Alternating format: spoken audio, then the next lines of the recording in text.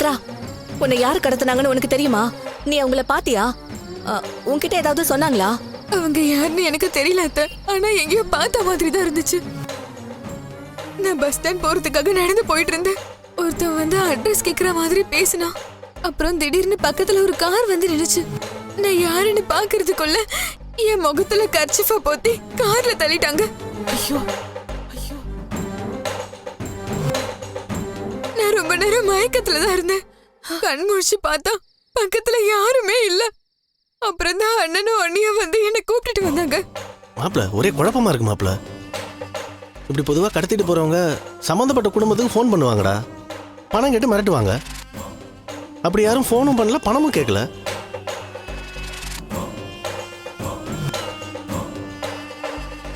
இவ பக்கத்துல யாரும் இல்லைன்னு வேற சொல்றா. இவ கையும் காலையும் கட்டி போட்டு இப்படி தனியா விட்டுருப்பாங்க. என்னடா மாப்பிள்ள, இது என்ன காரணமா இருக்கும்?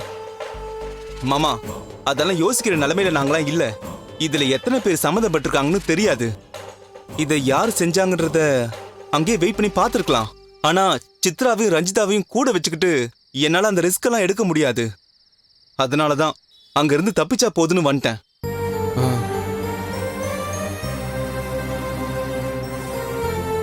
அருண், நீ செஞ்சதுதான் கரெக்ட். நீங்க யாரு என்னன்னு வெயிட் பண்ணி பாத்திருந்தா நீங்களும் ஆபத்துல மாட்டிக்கிற மாதிரி ஆயிருக்கும். நம்ம குடும்பத்துல மட்டும் ஏன்டா இப்படி எல்லாம் நடக்கணும்? யாரோ ஒரு படுபாவி வித்யாவை ஏமாத்தி பணத்தை புடுங்கிட்டு போயிட்டா. இப்போ சித்ராவை கடத்திட்டு போயிருக்காங்க. இதெல்லாம் ஏன் நடக்குது? இதுக்கு பின்னாடி யார் இருக்காங்க? ஐயோ, எனக்கு ஒண்ணுமே புரியலையேடா.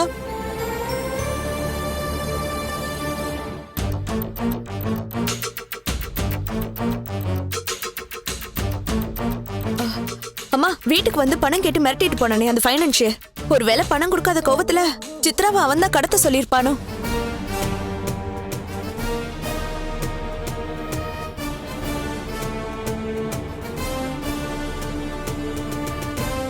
அக்கா, அப்படி இருக்கிறது கூட வாய்ப்பு இருக்குக்கா. அண்ணா, மேலும் மேலும் தப்பா நடக்கிறத பார்த்தா பயமா இருக்குண்ணா. நம்ம எதுக்கும் போலீஸ்ல கம்ப்ளைண்ட் பண்ணிடலாமா?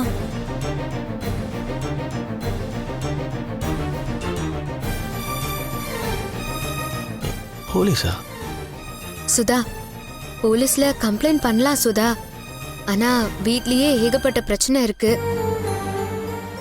கம்ப்ளைண்ட் கொடுத்துட்டு அதை அப்படியே நம்ம விட்டுறவும் முடியாது.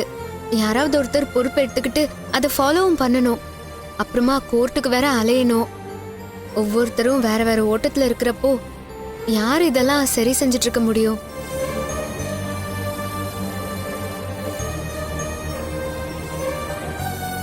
போலீஸ்க்கு போறத தள்ளி போட்டுட்டு சித்ராவை வேணா நம்ம கொஞ்சம் கவனமா இருக்க சொல்லலாம். கொஞ்ச நாளைக்கு காலேஜ்க்கு போகாம வீட்லயே இருந்துகிட்டு ஆன்லைன் கிளாஸ் அட்டென்ட் பண்ணட்டும். கம்ப்ளைண்ட் கொடுக்கறத பத்தி நம்ம நிதானமா யோசிச்சு முடிவு பண்ணிக்கலாம்.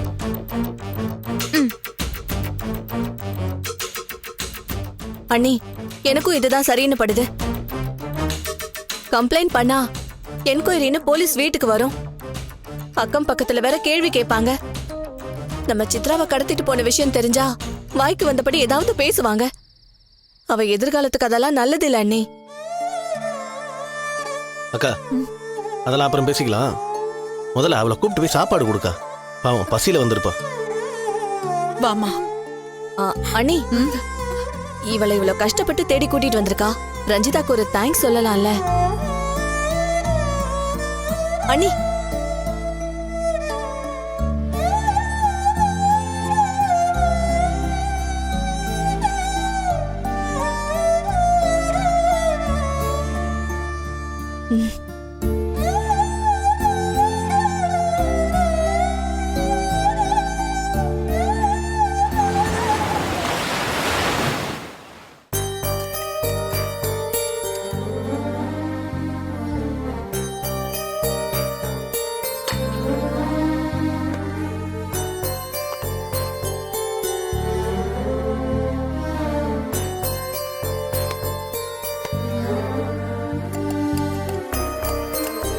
அண்ணி. சொல்லு சித்ரா, எதுனா வேணுமா? சாரி அண்ணி. என்னாச்சு? திடீர்னு எதுக்கு பெரிய வார்த்தையெல்லாம் பேசுற? வித்யா அக்காவோட சேர்ந்துக்கிட்டு உங்களை நான் நிறைய தடவை ஹர்ட் பண்ணிருக்கேன். நீ வா போன்னு மரியாதை இல்லாம பேசிருக்க, அவமானப்படுத்திருக்க. நான் காணும்னு தெரிஞ்சதுமே பழசெல்லாம் நினைச்சு பார்க்காம, நான் செஞ்ச எதையும் மனசுல வச்சுக்காம அவ்வளவு பெரிய ரிஸ்க் எடுத்து என்னை காப்பாத்திருக்கீங்க. ரொம்ப தேங்க்ஸ் அண்ணி. இதுக்கு முன்னாடி ஆர்கே கிட்ட இருந்தும் நீங்க தான் அண்ணனோட சேர்ந்து என்னை காப்பாத்திருக்கீங்க. நிச்சயமா உங்க மனசு யாருக்குமே வராது அண்ணி. உங்களை சரியா புரிஞ்சுக்காம நான் ரொம்ப கேவலமா நடந்துகிட்டேன்னு நினைக்கும் போது ரொம்ப சங்கடமா இருக்கு அண்ணி. ரொம்ப சாரி அண்ணி. சித்ரா, எதுக்குமா திரும்ப திரும்ப அதையே சொல்லிட்டு இருக்க? நல்ல விஷயத்த மட்டும்தான் ஞாபகம் வச்சிருக்கணும். கசப்பான விஷயத்தெல்லாம் அப்பவே மறந்துடணும். ஒருத்தரை முழுசா புரிஞ்சுக்கிற வரைக்கும் அவங்க மேல காரணமே இல்லாம வெறுப்பும் கோவமும் வர்றது சகஜம்தான். அதெல்லாம் நினைச்சு நீ எதுவும் ஃபீல் பண்ணாத. இப்போ நீ என்ன புரிஞ்சுக்கிட்டல்ல, வார்த்தைக்கு வார்த்தை அண்ணின்னு கூப்பிடுறல்ல, எனக்கு அந்த சந்தோஷமே போதும். ஆனா நீங்க சந்தோஷமா இல்லையா அண்ணி? உங்களை நல்லா புரிஞ்சுக்கிட்டு சப்போர்ட் பண்ண அண்ணனும் இப்ப மாறிட்டாரே. உங்களை நிரந்தரமா பிரியவும் தயாராயிட்டாரு. அதான் எனக்கு வருத்தமா இருக்கு. என் போன் சுவிட்ச் ஆஃப் ஆன இடம், என் பேக் இருந்த இடம், இதெல்லாம் நீங்க கண்டுபிடிக்கலன்னா என்னை காப்பாத்திருக்கவே முடியாது. என்னை காப்பாத்தி மீட்டு கொண்டு வந்ததுல உங்க பங்குதான் அதிகம்னு அண்ணனுக்கும் தெரியும். அப்பவே உங்களை பத்தி நினைச்சது தப்புங்கறத புரிஞ்சுக்கிட்டு என்ன மாதிரி அவரும் மனசு மாறி இருக்கணும். டைவர்ஸ் பேப்பரையும் கிழிச்சு போட்டிருக்கணும். ஆனா அது நடக்கலையா அண்ணி? சித்ரா, எது நடக்கணும்னு இருக்கோ அதுதாம்மா நடக்கும். நீயோ நானோ நினைச்சாலும் அதை மாத்த முடியாது. நீ தேவையில்லாம மனசு போட்டு குழப்பிக்காம உன் ஸ்டடீஸ்லயும் ஸ்போர்ட்ஸ்லயும் கவனமா இரு. அண்ணி, நான் வேணும்னா அண்ணன் கிட்ட பேசி பார்க்கட்டுமா? அண்ணி நம்ம வீட்லயே இருக்கட்டும்னு சொல்லட்டுமா? ஆஹா, வேண்டாம் சித்ரா.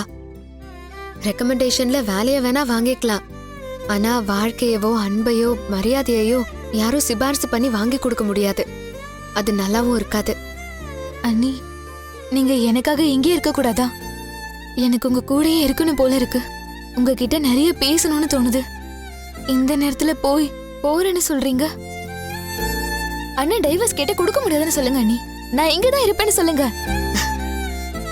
சித்ரா, அதெல்லாம் தாண்டி ரொம்ப தூரம் வந்தாச்சு. நான் வெளியே போயிட்டாலும் உங்க எல்லாரையும் நான் நினைச்சிட்டு தான் இருப்பேன். நீயும் நான் இருக்கிற இடத்துக்கு வந்து என்ன பார்க்கலாம், நிறைய பேசலாம். நான் உன் கூட தான் இல்லையே தவிர நான் உன்னோட அண்ணிதான். அந்த உறவும் உரிமையும் மாறவே மாறாது. நீ என்னை பத்தி யோசிச்சு ஒன்னும் கவலைப்படாதம்மா. இன்னும் கொஞ்ச நாள்ல உனக்கு எக்ஸாம் ஆரம்பிச்சிரும். நீ அதுல மட்டும் கான்சென்ட்ரேட் பண்ணு. வெளியே எங்கேயும் போய் நீ ரிஸ்க் எடுக்க வேண்டாம். வீட்ல இருந்தபடியே படிச்சுக்கோ. என் வாழ்க்கைய நான் பாத்துக்கிறேன்.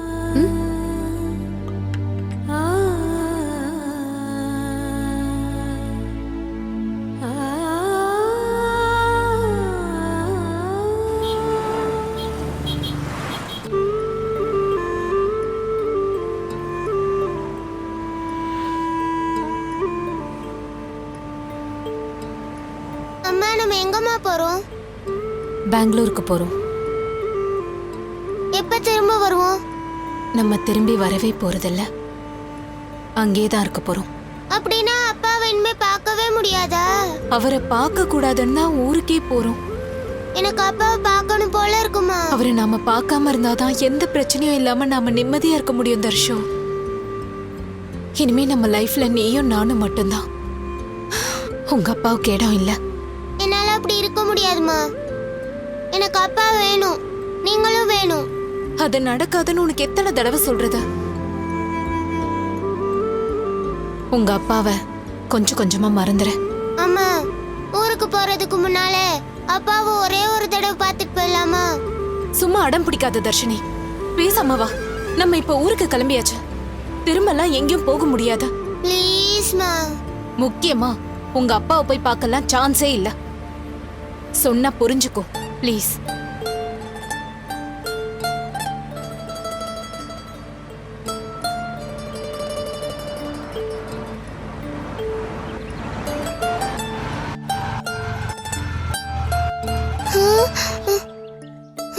அண்ணா என்னாச்சுண்ணா? என்னாச்சுன்னு தெரியலமா, இந்த பாக்குறேன். சரி.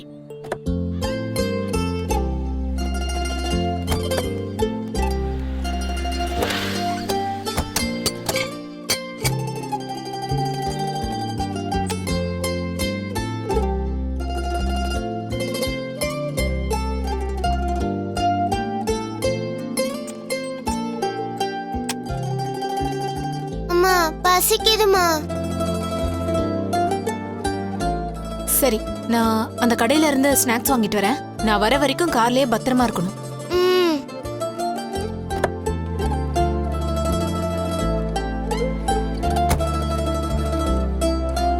என்னாச்சுங்க? ஒரு 10 நிமிஷம் ரெடி ஆயிருமா, இதை செக் பண்ணிட்டு இருக்கேன். ஆ, சரி. பாப்பா உள்ள உட்காந்துருக்கா, பாத்துக்கோங்க. சரிம்மா. நான் பக்கத்துல இருக்க கடைக்கு போயிட்டு வரேன். சரி, போயிட்டு வாங்க.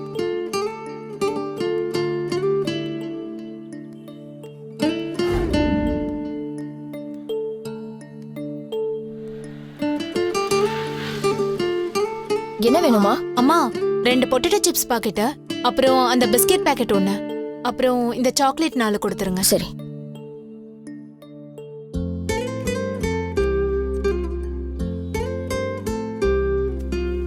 எவ்வளோச்சுமா? 100 ரூபாய். இந்தாங்க. சரிம்மா.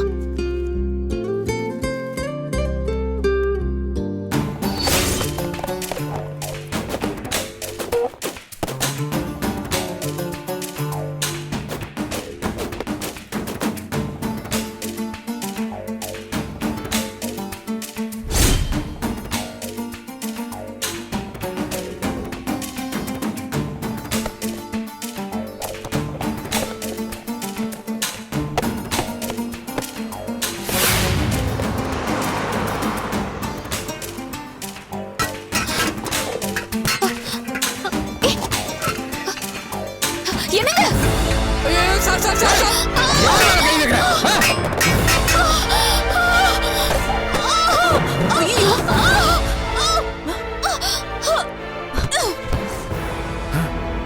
பார்த்து வேலை செய்யக்கூடாதா? என்னப்பா? தெரியாம விழுந்துருச்சு மேடம்.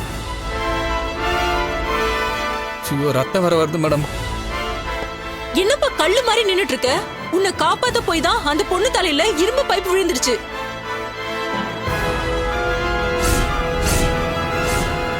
தூக்கிட்டு ஹாஸ்பிட்டல் போப்பா. சார் சார் சார், சீக்கிரம் வாங்க சார், ரத்தம் போயிட்டு இருக்கு. ஹாஸ்பிடல் போகணும் சார். சார் வாங்க சார், புரியுங்க சார். கோமதி, ஏன் இப்படி பண்ண? பாத்துப்பா.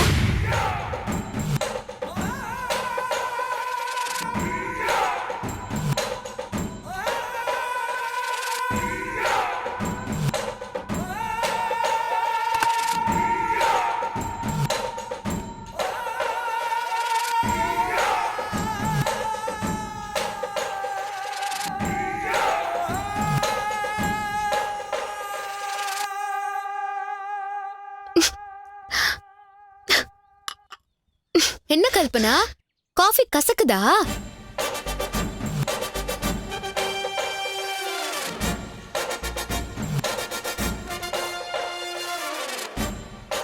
என்ன ஷாக் ஆயி பாக்குற?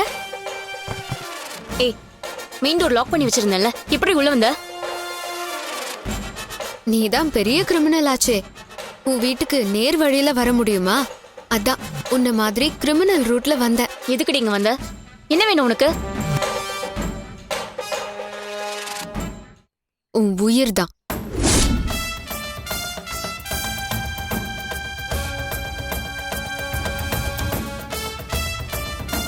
என்ன பாக்குற? நான் நிஜமாதான் சொல்றேன். அதான் வீட்டை விட்டு வெளியே வந்துட்டல்ல, நீ உண்டு உன் வேலை உண்டுன்னு இருக்க வேண்டியதானே? ஏன் தேவையில்லாம என் குடும்பத்துக்கு குடைச்சல் கொடுத்துக்கிட்டே இருக்க? ஏய், நீதான் இப்ப அனாவசியமா வந்து என்ன வம்புக்கு இழுத்துட்டு இருக்க. மரியாதையா வெளில போ. போறேன். ஆனா அதுக்கு முன்னால எனக்கு ஒரு உண்மை தெரியணுமே. என்னடி உண்மை?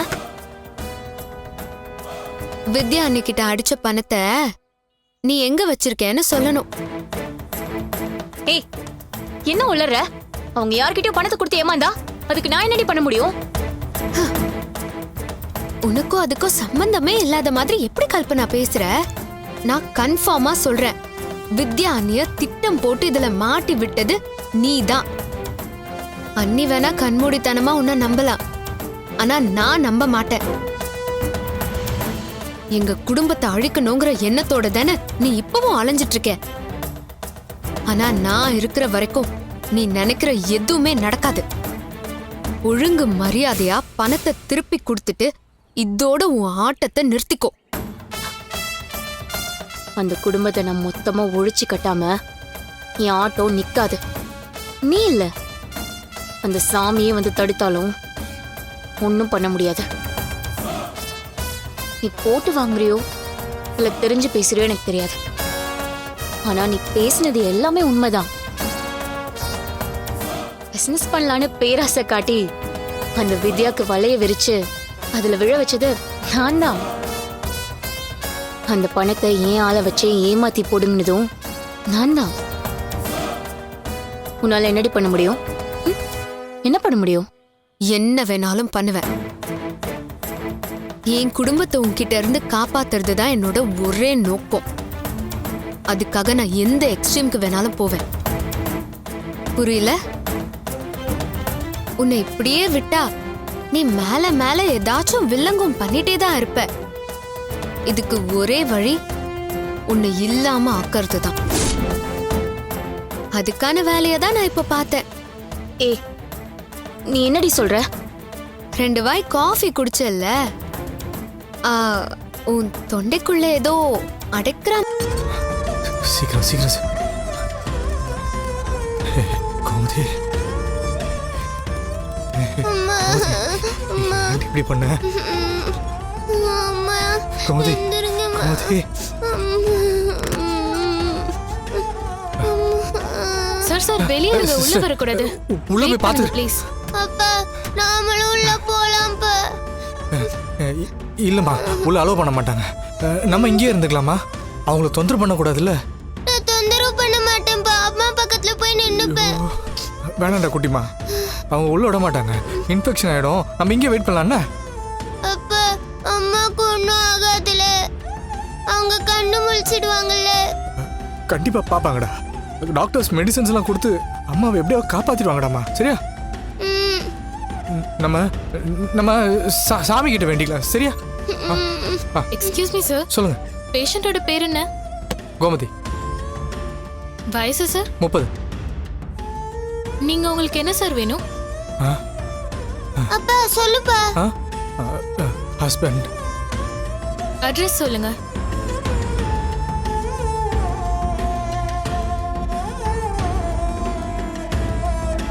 சார் சைன் பண்ணுங்க.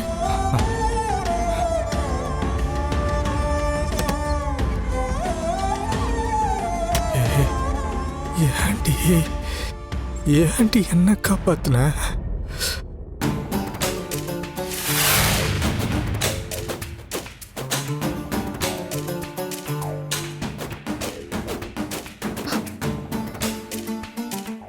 கல்பனா, இப்ப எப்படி இருக்கீங்க? எந்த இம்ப்ரூவ்மெண்ட்டும் இல்ல டாக்டர். தொண்டையில இன்னும் அந்த சென்சேஷன் இருந்துட்டே இருக்கு. அடிவயிறு புரட்டி ஒரு மாதிரி வாமிட் வர மாதிரியே இருக்கு. நெஞ்சு படபடன்னு அடிச்சுக்குது. ரொம்ப பயமா இருக்கு டாக்டர். அந்த பயம் தான் உங்களுக்கு பிரச்சனை. விஷம் குடிச்சிட்டோன்னு நீங்க ரொம்ப பேனிக் ஆயிட்டீங்க. சைக்காலஜிக்கலாவே டிஸ்டர்ப் ஆகிட்டீங்க. அதனால தான் உங்களுக்கு பிபியும் அதிகமாயிடுச்சு. அந்த பயத்துலையும் டென்ஷன்லையும் தான் எல்லா சிம்டம்ஸுமே உங்களுக்கு அப்படியே இருக்க மாதிரியே தோணுது. ஆக்சுவலா உங்க உடம்புக்கு ஒண்ணுமே இல்லை.